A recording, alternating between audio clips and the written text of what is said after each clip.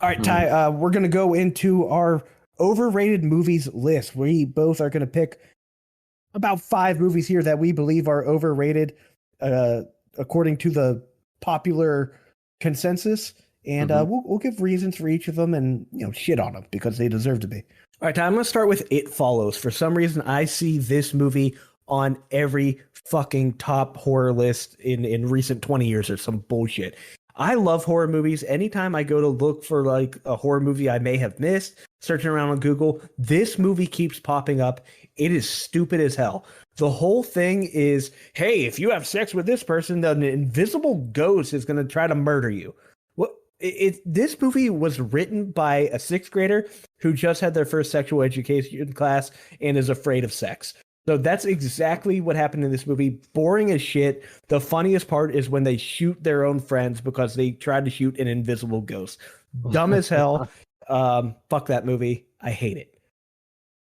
I completely agree. And I'll start off with mine right here.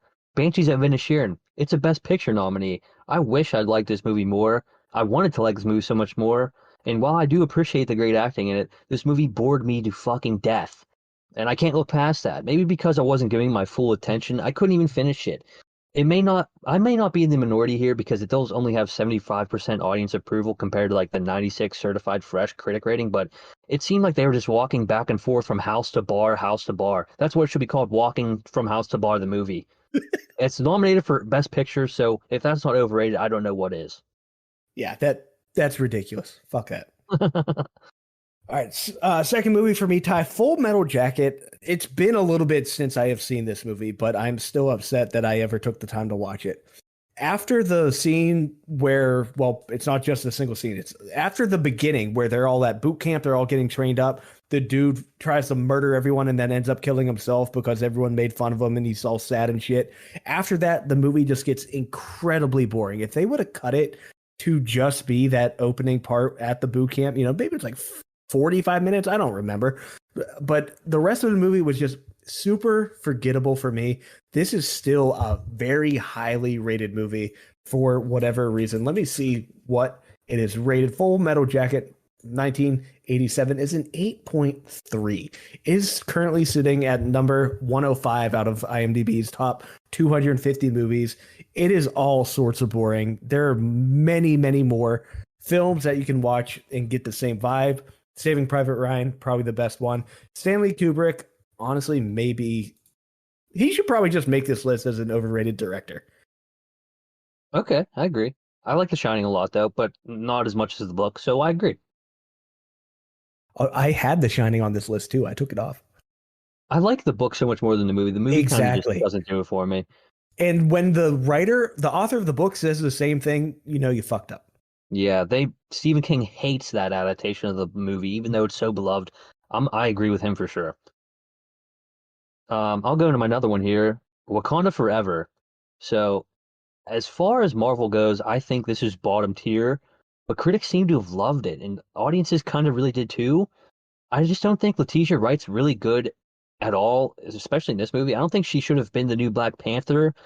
I think Namor was probably the best part about this movie, and he's barely in it.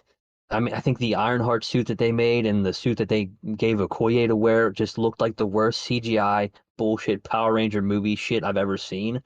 Maybe people are soft on this movie because of the tragic passing of Chadwick Boseman, and they do a good job paying homage to him in it, but I just don't like it very much at all.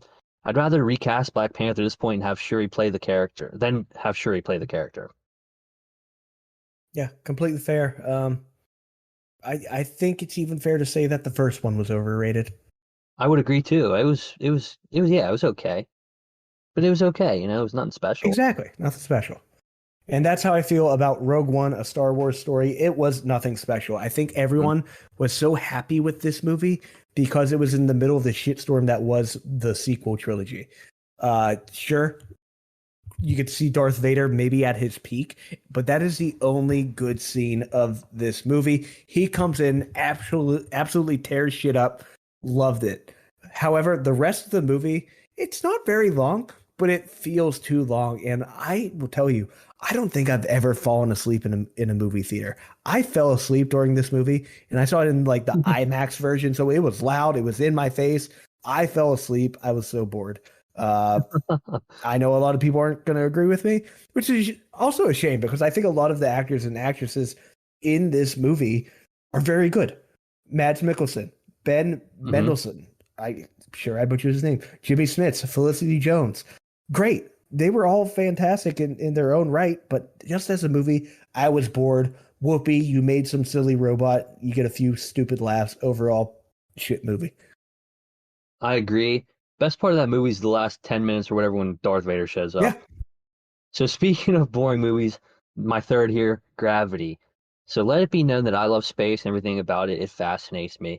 But as far as movies go about space, there's plenty better than this one. This one was nominated for 10 Academy Awards in 2014 and it won 7.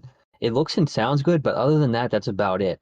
I'm also not a huge Sandra Bullock guy, but as far as movies go about space, there's plenty more to watch that are way more exciting than this boring ass movie. Watch Interstellar or watch The Martian instead. I'm gonna go back to another older film, 1992, The Last of the Mohicans. I should start by saying this. I think Daniel Day-Lewis is one of the best actors of the generation. He is always very committed to his roles. This movie, story-wise, stupid as hell. Uh, okay, the British are coming. They're burning down your homes and villages. You're somehow living with the Native Americans, but aren't actually a Native American. I don't exactly know what's going on there, but you feel the need to fight for your land. Love it. Makes sense. He gets captured along with some general's daughter or some shit. Falls in love with her immediately, and then he decides, "I will die for you." You know, it just completely changes his character midway through the movie just because he got a little boner for this girl. All right, so I got a hot take right here, and it's Napoleon Dynamite. And I do like this movie. I should say I used to. I haven't watched it in years, but I think at the time it hit for us, it was perfect. We were in like fifth or sixth grade. Everything about it was so dumb and funny. But if I were to have to sit through this movie right now, I think I'd probably be on my phone the whole time or I'd fucking fall asleep. Maybe that's me getting older or watching it so much back in the day, but I think it's just lost its luster for me. It has no point. There's funny lines here and there, but that's just about it. That one hurts me. I'll be honest. Napoleon Dynamite's just such an easy to movie to put on and be like, this is so ridiculous, and just kind of laugh at it.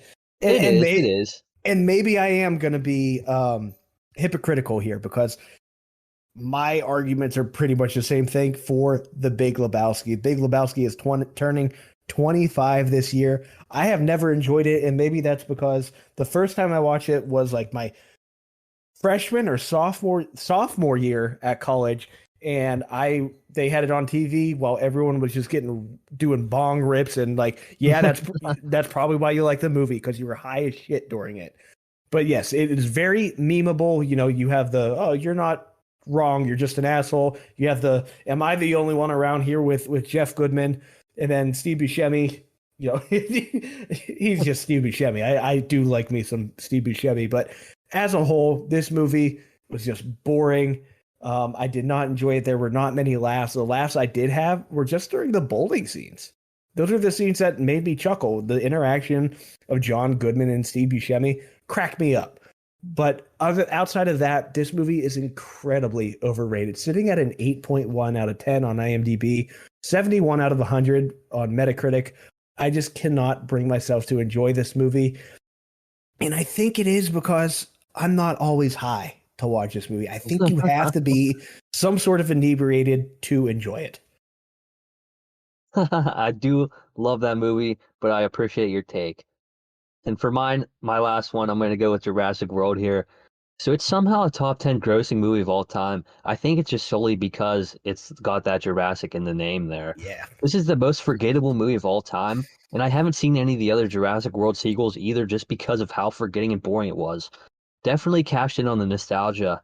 And as far as others go, this is rated like 71 and 78 on Rotten Tomatoes, but for being a top grossing movie of all time, I think it's overrated. All the dumb names for dinosaurs they come up with are just ridiculous. I had to look it up because I didn't remember, but I knew it was something dumb. Indominus Rex. So maybe I'm just not Great. a dinosaur guy. Hopefully 65 is going to be cool, but I'm not an Indominus. I'm not a Jurassic World guy. Yeah, it's almost as bad as unobtainium. Yeah, pretty So much. yeah, so I'm with you here on Jurassic World. It got popular because of the original. Hmm. Um, I do have a theory that they only made this movie so they can make more theme park rides at Disney or Universal Studios. Oh, probably. That's what makes sense to me. They have like the ball ride where you ride Mhm. around in that ball. I'm like, that's kind of cool. And then there's a section at Universal where there's just a velociraptor that you take pictures with. I really feel like that is the only reason this movie exists. Other than Probably. that, because yeah, the whole fucking thing is like, yeah, this is bad. Do you see how all these people that fucking died when we brought back the dinosaurs? Let's do that again. Oh, everyone died here again. Let's do it another time. It's like at some point, why is no one shutting them down? If you want to watch a movie about velociraptors, watch Velocipaster instead. Way more enjoyable. Those are movies that piss us off for being so overrated. Oh yeah.